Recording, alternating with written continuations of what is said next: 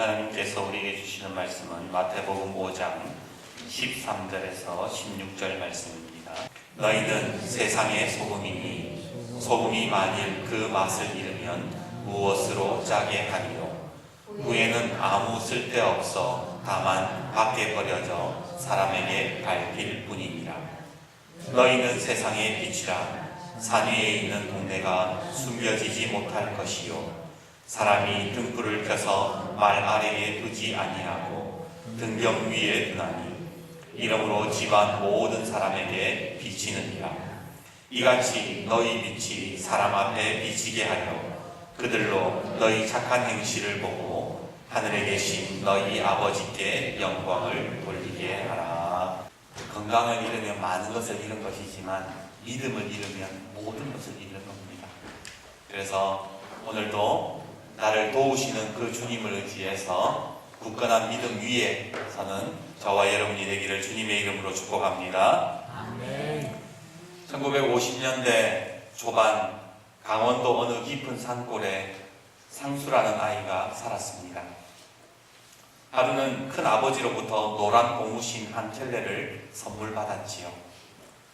난생 처음 받아본 새 고무신이 너무 좋기도 하고 아까워서 신지 않고 늘 손에 들고 다녔습니다. 그러나 어느 날 상수는 개울에서 노란 고무신을 신다가 그만 한 짝을 놓치고 맙니다. 물살을 타고 둥둥 떠내려가는 고무신. 상수는 그 고무신을 쫓아 무작정 개울을 따라 뛰기 시작했습니다. 그리고 얼마나 갔을까요? 고무신은 잡지 못했고 정신을 차려보니 난생 처음 보는 곳에 와 있는 것이 아닙니까? 길을 잃은 것입니다.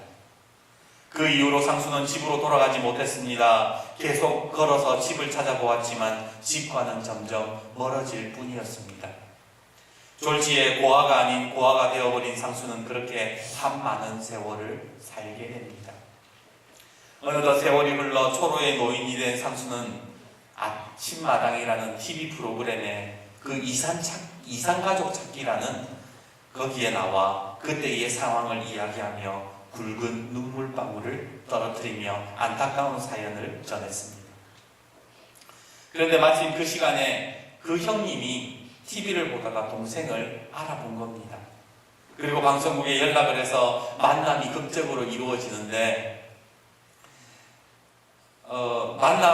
만남에 그 형제가 서로 만나서 서로 얼싸안고 무는데 어머니는 상수를 찾다가 얼마 되지 않아 돌아가셨고 치매를 앓고 있는 아버지는 상수 씨의 얼굴을 알아보지 못했습니다. 할아버지가 된 상수 씨는 자신을 알아보지 못하는 아버지를 끌어안은 채 하염없이 눈물만 흘리고 있었지요. 한때 이산가족 찾기가 한창이었던 우리나라에서 일어났던 실화입니다. 그런데 이 이야기를 듣다 보면 상수 씨뿐만이 아니라 우리도 상수 씨와 같다는 생각을 해봅니다. 사소한 것에 정신이 팔려서 정작 중요한 것을 다 놓쳐버리는 인생 말입니다. 돈을 쫓아가다가 건강을 잃어버렸습니다. 자존심을 내세우다가 관계가 무너졌습니다. 용서하지 못해서 응어리진 마음으로 아파하는 모습들이 우리 속에 여전히 남아있잖아요. 여전히 우리는 우리의 삶의 고무신을 쫓아 가장 중요한 것들을 놓쳐버리면서 그렇게 허겁지겁 뛰어가는 인생들이 되어 결국에는 많은 것을 놓치게 되더라는 거예요. 주님 보시기에 우리는 다 상수 씨와 같은 인생들입니다. 바라옵기는 오늘 이 예배당에서 회복되는 은혜가 있기를 주님의 이름으로 축복합니다. 아멘. 정말 내 인생에서 하나님의 말씀을 통해서 무엇이 더 중요한지를 깨닫고 고무신이 아니라 말씀을 따라가는 우리 성도들이 되시기를 다시 한 번 더 축복합니다. 아멘. 옆에 분과 인사합시다. 고무신 따라가지 맙시다. 고무신 따라가지 맙시다. 오늘 본문은 예수님이 이 땅에 오셔서 제일 먼저 설교하신 내용입니다. 그리고 산 위에서 가르침을 베풀었다고 해서 산상수훈이라고 하고 산상수훈이라고 하지요. 말씀을 듣기 위해 모여있는 사람들을 예수님께서는 가만히 보시더니 처음 입을 떼시며 이렇게 말씀하십니다. 심령이 가난한 자는 복이 있나니 천국이 그들의 것이다. 그 순간 예수님의 말씀을 듣는 순간 사람들의 눈이 휘둥그레졌습니다. 왜냐하면 지금 우리는요, 이 말씀을 들을 때에 예수님이 심령이 가난한 자는 천국에 그들의 것이다, 복이 있나니 천국이 그들의 것이다, 그렇게 그냥 당연하게 받아들이지만 그 당시 사람들에게는 이 말씀이 너무나도 충격적인 말씀이었다라는 거예요. 그동안 바리새인과 율법사들이 율법책을 들이대면서 늘 이렇게 말했습니다. 부정하면 천국 못 가, 11조 못해도 천국 못 가, 피만 줘도 돈만 줘도 병 걸려도 다 못 가, 그러니 너네들은 천국 못 가. 늘 바리새인들이 그 사람들을 향해서 천국은 너희들의 것이 아니라고 했는데 지금 예수님이 이 사람들 앞에 모아놓고 하신다는 말씀이 천국이 너희의 것이라고 하니까 사람들이 놀랄 수밖에 해요. 그들은 천국에 들어갈 수 없는 사람들이라고 생각했습니다. 그들은 율법을 잘 몰랐고 바리새인들이 말하는 그 부정한 쪽에 속한 사람들이었기에 그런 사람들 앞에 예수님이 천국이 마음이 가난한 사람이 복이 있고 천국이 너희들 것이라고 했으니 얼마나 놀랐겠냐 말입니다.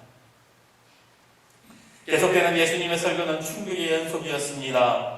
우는 자가 하나님의 위로를 받고 온유한 자는 땅을 받고 불쌍히 여기는 자는 하나님의 긍휼을 받고 마음이 깨끗한 자는 하나님을 볼 것이며 화평하게 하는 자는 하나님의 아들이 되며 의를 위하여 박해받는 자는 천국이 그들의 것이다. 그 이전에는 그 어디서도 단 한 번도 듣지 못했던 그 복음들을 받아들이기 시작하자 그들의 삶이 변화되기 시작했습니다. 그들의 마음속에 닫혀있던 마음들이 막 열리기 시작하는 거예요.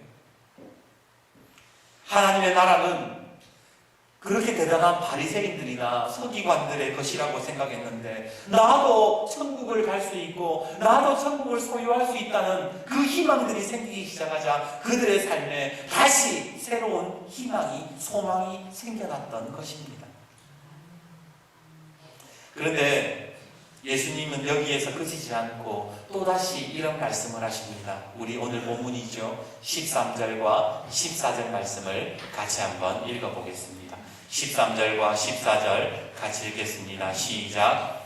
너희는 세상의 소금이니 소금이 만일 그 맛을 잃으면 무엇으로 짜게 하리요? 후에는 아무 쓸데없어 다만 밖에 버려져 사람에게 밟힐 뿐이니라. 너희는 세상의 빛이라. 산 위에 있는 동네가 숨겨지지 못할 것이요. 당시 유대 사회는 율법을 받은 사람들, 아니 일하는 남성들을 제외한 여성과 아이들은 그냥 그 유대 사회의 관로 밖에 빼놓은 사람들이었습니다. 성경에 왜 하나님께서 고아와 과부를 돌보라고 말씀하시는 이유가 뭔지 아세요? 그들은 사회적인 약자, 관로 밖에 있었던 사람들이기 때문입니다. 지금 생각해 보십시오. 산상수훈에 거기에 모여있는 사람들의 구성원이 어떤 사람들이었겠습니까? 남자들은 다 일하러 갔습니다. 거의 대다수가 노인과 과부와 어린아이 그런 사람들이었다는 거예요. 율법으로 따지면 하나님의 나라는커녕 이 세상에서는 별 아무짝에 쓸모없는 사람들에게 너희는 예수님께서 뭐라고 말씀하시냐? 너희는 세상의 빛이다. 너희는 세상의 소금이다. 너희들이 세상을 변화시킬 수 있다. 너희들이 빛이 되어서 이 동네를 밝힐 것이고 너희들이 소금이 되어서 이 세상의 맛을 내고 정화시킬 것이다. 그렇게 말씀하셨다는 거예요. 그 말씀을 들었을 때 또 이 사람들이 얼마나 놀랐을까요? 그들은 스스로 이렇게 질문했을 겁니다. 아니 우리가 어떻게 세상을 변화시킬 수 있죠? 우리는 사회에서도 소외된 사람들이고 사회에서도 인정받지 못하는 사람들인데 어떻게 우리가 능력 없는 우리가 이 세상을 변화시킬 수 있단 말입니까? 어떻게 우리에게 세상의 빛이라고 얘기하고 소금이라고 이야기하시는 걸까요? 저는 아무 힘도 없고 능력도 없습니다. 아마 이 대답은 오늘을 살아가는 우리에게도 똑같은 반응입니다. 우리 또한 그렇게 생각하잖아요. 나는 작은 시골 교회 목사일 뿐입니다. 나는 영향력을 행사할 만큼 돈을 가지지도 않았고 배우지도 못했습니다. 우리 교회는 작아서요, 세상을 변화시킬 수 있는 그런 능력이 없습니다. 오늘 우리의 삶에 예수님께서 세상의 빛이다, 너희는 세상의 소금이라고 할 때에 우리 스스로 대답하는 그 말씀에 대답하는 게 우리 대답도 똑같더라는 겁니다. 그게 현실이고 그게 맞는 말인데 왜 예수님은 오늘 우리에게 빛이라고 말씀하시고 소금이라고 말씀하시고 세상을 변화시킬 수 있다라고 말씀을 하시는 걸까요? 오늘 이 본문의 말씀이 나와 해당되지 않는 말씀입니까? 오늘 이 본문 말씀이 내 인생과 동떨어져 있는 말씀입니까? 만약 그렇게 생각한다면 이 말씀은 절대로 우리의 삶에 영향력을 끼치지 못한다라는 거예요. 오늘 예수님의 말씀을 받아들이는 순간 그것이 정말 진리고 내 삶에 이루어진다고 믿고 받아들이는 순간 이 말씀이 이루어지게 되는 겁니다. 아멘. 그러면 왜 예수님께서 우리에게 빛과 소금이라고 하신 걸까요? 지난 금요일 새벽 예배당에 앉아서 기도를 합니다. 제가 어디에서 기도하냐면 여기 앞에 밑에 여기에서 양반다리로 앉아가지고 기도를 합니다. 그런데 기도하다가 뭔가 좀 이상해서 눈을 떠보니까 제 앞에 개구리 한 마리가 있는 거예요. 여기 중간에 개구리 한 마리가 딱 앉아 있는 겁니다. 아니, 이 녀석이 어떻게 본당까지 들어왔을까? 저기 입구에서 여기 강대상까지 거리가 만만치 않은데 기도하다가는 멈추고 그냥 개구리만 멍하게 쳐다봤어요. 그러다가 드는 생각이 아마 우리 강단 화분에 얘가 들어왔다가 그냥 뛰쳐나왔나 보다 그런 생각이 들었습니다. 근데 얘가 나온 지가 좀 꽤 된 것 같아요. 몸에 물기도 말랐고 힘도 없어가지고 비리비리합니다. 뛰는 게 아니라 기어다녀요. 그걸 보고 있노라니까 왠지 좀 불쌍하게 느껴지고 측은하게 느껴지는 겁니다. 아무리 미물이라 해도 목사가 예배당에서 방황하다가 죽는 것을 가만히 보고만 있었어야 되겠습니까? 기도하다가 일어서가지고는 개구리를 잡아다가 저기 풀밭에 풀어줬어요. 그리고 나서 이제 집에 들어왔는데 성령님께서 제 마음 가운데 이런 마음을 주시는 겁니다. 네가 개구리를 풀밭으로 보내준 것처럼 내가 너를 푸른 초장으로 인도할 것이다. 아멘. 순간 시편 23편의 말씀이 생각이 나서 눈물이 핑 돌았습니다. 여호와는 나의 목자시니 내게 부족함이 없으리로다. 그가 나를 푸른 풀밭에 누이시며 쉴만한 물가로 인도하시는도다. 예수님께서 우리 인생을 그렇게 인도하신다는 거예요.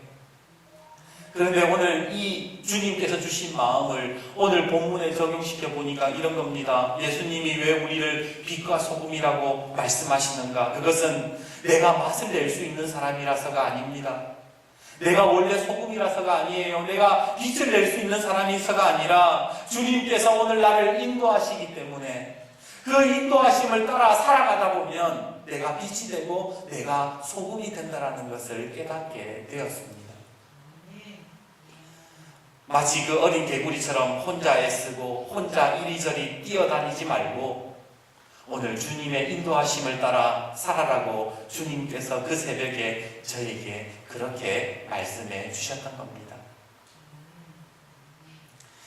그래서 오늘 우리가 빛과 소금이 되기 위해서 주님의 인도하심을 따라가야 돼요. 그러면 오늘 주님의 인도하심을 따라간다는 것이 무엇인가? 막연하게 그냥 빛처럼 살아야지, 소금으로 살아야지 그렇게 생각을 했잖아요. 그런데 예수님께서는 아주 자세하게 우리가 주님의 어떤 인도하심을 따라 살아야 빛과 소금이 되는지를 설명해 주셨어요. 오늘 본문 이후에 나오는 말씀들을 보세요. 우리가 산상수훈이라고 할 때요, 우리는 예수님께서 산상수훈 얘기하셨다 그러면 팔복만 생각하잖아요. 그런데 그렇지 않습니다. 산상수훈은 마태복음 5장에서 7장까지 전체의 말씀이 산상수훈인 거예요. 그래서 팔복과 산상수훈의 진정한 의미를 깨달으려면 오늘 5장부터 7장까지를 한 뭉뚱거리로 묶어서 그것을 읽어내고 이해해야만 바로 예수님께서 어떻게 우리가 빛이 되고 소금이 될 수 있는지를 말씀해 주셨다는 것을 깨닫게 된다는 겁니다. 자, 오늘 본문에 예수님께서 이 산에서 있는 사람들에게 너희는 세상의 빛이란다, 너희는 소금이란다고 했을 때에 이 사람들은 그 말에 동의하지를 못했어요. 내가 그런 능력이 안 되는데, 내가 그런 자격이 안 되는데. 그런데 주님께서는 마태복음 5장 17절부터 빛과 소금이 되는 방법들을 알려주세요. 오늘 본문 말씀 이후에 오늘 성경을 좀 찾아봅시다. 5장 17절 이후에 5장 20절 말씀 먼저 한번 읽어봅시다. 5장 20절 말씀 같이 한번 읽어봅시다. 시작. 내가 너희에게 이르노니 너희 의가 서기관과 바리새인보다 더 낫지 못하면 결코 천국에 들어가지 못하리라. 어떻게 사는 게 빛으로 사는 줄 아세요? 서기관과 바리새인보다 의가 나아야 빛이 된다는 거예요. 두 번째 24절 말씀도 한번 보시겠어요? 24절 말씀도 같이 읽어봅시다. 시작. 예물을 제단 앞에 두고 먼저 가서 형제와 화목하고 그 후에 와서 예물을 드리라. 예수님이 그러시는 거예요. 얘들아, 빛과 소금으로 살려면 용서라는 걸 할 수 있어야 된단다. 화해라는 걸 할 수 있어야 된단다. 그래야 빛이 되고 그래야 소금이 된단다. 그러시는 거예요. 세 번째 30절 31절 말씀 한번 읽어봅시다. 30절과 31절입니다. 시작. 또 일렀으되 누구든지 아내를 버리려 하거든 5장 그시하여 했으나 나는 너희에게 이르노니 누구든지 음행한 이유 없이 아내를 버리면 이는 그로 간음하게 함이요 또 누구든지 버림받은 여자에게 장가드는 자도 간음함이라. 왜 예수님께서 이런 말씀하시는 줄 아세요? 세상 사람들 다 이혼하고 세상 사람들 마음에 안 든다고 뭐 하면 툭 하면 헤어지고 그렇게 살지 말라는 거예요. 세상 따라가지 말라는 거예요. 예수 믿는 사람들, 빛과 소금인 사람들은 달라야 된다는 거예요. 그 이후로 계속해서 예수님께서 7장까지요 빛과 소금이 되는 방법들을 가르쳐 주시는 거예요. 34절에 함부로 맹세하지 말아요. 44절에 원수를 사랑하고 박해하는 자를 위해 기도하라고 하세요. 그리고 이제 6장으로 한번 넘어가 봅시다. 6장부터는요 각 단락의 머리말만 한번 봅시다. 각 단락의 머리말. 자, 6장 1절에서 4절부터의 머리말이 뭐예요? 구제를 은밀하게 하라. 구제를 은밀하게 하는 사람이 세상에 빛이 된다는 거예요. 자, 그 다음에 5절부터 15절까지의 제목이 뭐예요? 너희는 이렇게 기도하라. 이렇게 기도해야 빛이 되고 소금이 된다는 거예요. 자, 16절에서 18절의 주제는 뭐예요? 외식으로 금식하지 말라. 19절에서 34절 마지막 단락 제목은 뭐예요? 보물을 하늘에 쌓아두라. 보물을 하늘에 쌓아두고 염려하지 말고 먼저 그 나라와 그 의를 구해라. 그러면 너희가 세상에 빛이 되고 소금이 될 것이다. 그러시는 거예요. 자, 7장으로 넘어가 봅시다. 7장 1절에서 6절 주님은 비판하지 말라. 7절에서 12절 구하라, 찾으라, 두드리라. 13절과 14절은 이 모든 것이 쉽지가 않다. 그러나 생명으로 들어가는 좁은 문으로 들어가라. 15절부터 27절까지 빛과 소금 되는 삶의 열매로 알 수가 있단다. 그러므로 너는 모래 위에 집 짓는 자처럼 하지 말고 반석 위에 집 지은 사람처럼 지혜로운 사람이 되거라. 그렇습니다. 이 모든 말씀들을 5장부터 7장까지 모든 말씀을 이렇게 한 뭉덩이로 보면 바로 빛과 소금이 되기 위한 신앙 백서라는 거예요. 그래서요, 저는 여러분들에게 하나 숙제를 드리고 싶어요. 오늘 5장부터 7장까지의 말씀을 이렇게 다 나누어가지고 성경에 다 주제로 나눠져 있잖아요. 그러면 집에 가서 한번 써보는 거예요. 그래서 1번, 2번, 3번 그렇게 해서 매일 아침 그래 내가 세상에 빛과 소금이 되기 위해서는 오늘 비판하지 말아야 되겠구나. 오늘 내가 소금처럼 살려면 화목해야 되겠구나. 내가 오늘 예수님께서 빛이라고 하셨으니 오늘도 용서해야 되겠구나. 오늘도 서로 사랑해야 되겠구나. 그런 마음들을 가지고 살아가면 우리 스스로가 빛이 되려고 하지 않아도 빛이 되고 소금이 되려고 하지 않아도 맛을 내게 되더라는 겁니다. 그렇습니다. 빛과 소금으로 산다는 것은 뭔가 큰 능력을 드러내고 특별한 리더십이 있어야 되는 것이 아니라 예수님이 말씀하시는 대로 살면, 예수님이 인도하시는 대로 살면 우리가 빛과 소금의 역할을 하게 되고 우리들로 인해서 이 세상이 변화된다라고 말씀하셨던 겁니다.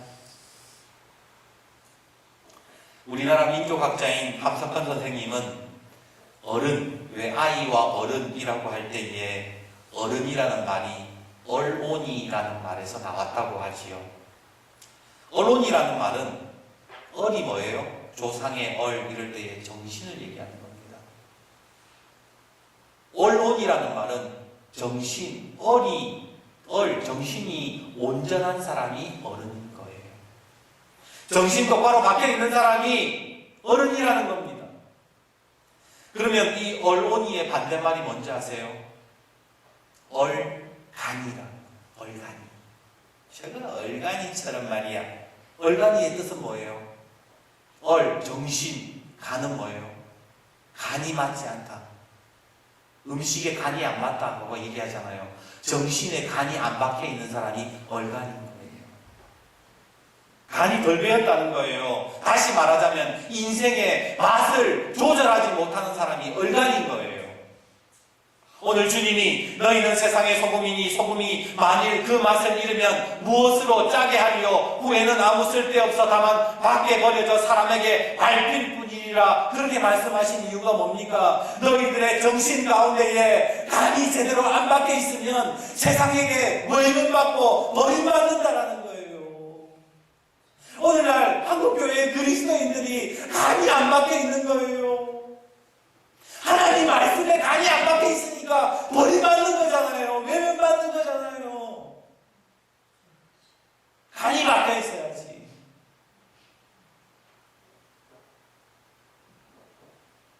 그리스도인은 정신에 간이 되어 있는 사람, 정신이 온전한 얼온이로 사는 게 그리스도인이에요. 그게 어른이에요.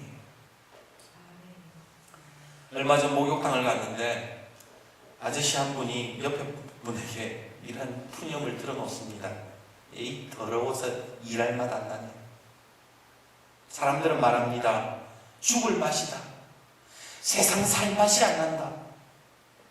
왜 이렇게들 얘기하는 겁니까? 이 세상에 간을 맞출 수 있는 사람이 없어서 그런 거예요. 교회 다닐 맛 안 난다. 그러면 그 교회에 맛을, 간을 맞출 수 있는 사람이 없어서 그런 거예요. 많은 대형 교회들은 한 주간에 새가족 수가 작게는 20, 30명, 많게는 100명까지도 등록하는 교회들이 있어요. 그런데요, 1년이 지나고 나면 그 등록했던 새가족들은 하나도 안 남아있고 그냥 교회에 있는 사람만 여전히 남아있다라는 통계가 나왔습니다. 아니, 오히려 점점 기독교인들이 줄어든다라고 이야기하지요. 왜 그럴까요? 교회에 다닐 맛이 안 나니까 그런 거예요. 왜 교회 다닐 맛이 안 납니까? 교회 안에 얼온이가 없기 때문입니다. 소금이 만일 그 맛을 잃으면 무엇으로 짜게 하리요? 후에는 아무 쓸데없어 다만 밖에 버려져 사람에게 발길뿐이니라. 그것이 오늘 주님이 우리에게 말씀하시는 겁니다. 그러기에 오늘 교회들이 회복해야 되는 것들은 성도들의 성숙입니다. 교회를 더 크게 짓고 더 웅장하게 만들고 더 멋지게 만드는 것이 아니라 오늘 모든 성도들이 그 영혼에, 그 정신에 간이 잘 배일 수 있도록 하나님의 말씀을 집어넣는 것, 성숙해지는 것, 그것이 오늘 한국 교회들이 해야 될 일인 거예요. 그런 성숙한 교회들을 통해서 다시 교회는 복음의 능력을 회복하게 되고 기도의 맛을 알게 되어서 교회가 부흥하게 될 줄 믿습니다. 아멘. 그래서요, 저는 우리 교회, 우리 마을을 위해서 기도할 때에 이렇게 기도하지 않습니다. 주님, 우리 마을 사람들이 교회에 많이 나오게 해주세요. 그렇게 기도하지 않습니다. 반대로 기도합니다. 주님, 광덕 마을 사람들이 우리 교회에 다닐 맛이 나게 우리를 성숙하게 만들어 주십시오.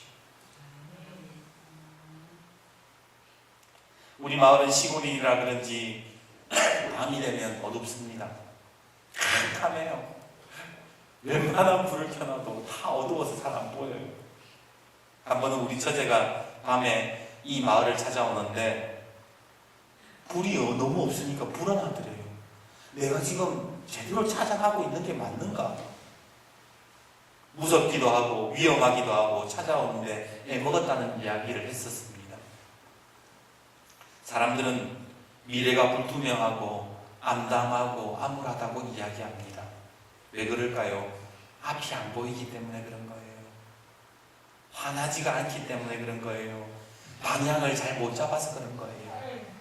그때 우리가 예수님의 빛을 비출 수 있는 사람이라면 얼마나 좋겠습니까? 우리 14절 말씀 같이 한번 읽어봅시다. 14절입니다. 시작. 너희는 세상의 빛이라. 산 위에 있는 동네가 숨겨지지 못할 것이요. 오늘 우리가 예수님의 빛을 드러낸다면 사람들은 저절로 교회로 찾아오게 되는 겁니다. 참 멋있지 않습니까? 교회 다닐 맛을 내게 하고 교회로 찾아올 수 있는 복음의 길로 인도하는 사람들, 그 사람들이 세상의 빛과 소금인 것이지요. 오늘 우리 동네에 가로등은 많이 없지만 하나님의 빛이 환하게 비춰지는 영적인 대낮 같은 동네가 되기를 간절히 소망합니다. 아멘. 사랑하는 여러분, 오늘 저는 저와 여러분이 이 산상수훈의 말씀을 통해서 이 마을에 정말 빛과 소금이 되기를 간절히 원합니다. 아멘. 우리 교인 모두가 얼온이가 되어서 이 교회가 믿을 만한 교회, 다닐 만한 교회가 되어서 이 마을에 예수의 빛을 비추는 그런 교회가 되었으면 참 좋겠습니다. 아멘. 이제 말씀을 맺겠습니다. 설교서두에 우리는 상수시 이야기를 같이 나누었습니다. 고무신 찾으러 갔다가 온 인생을 허비한 인생.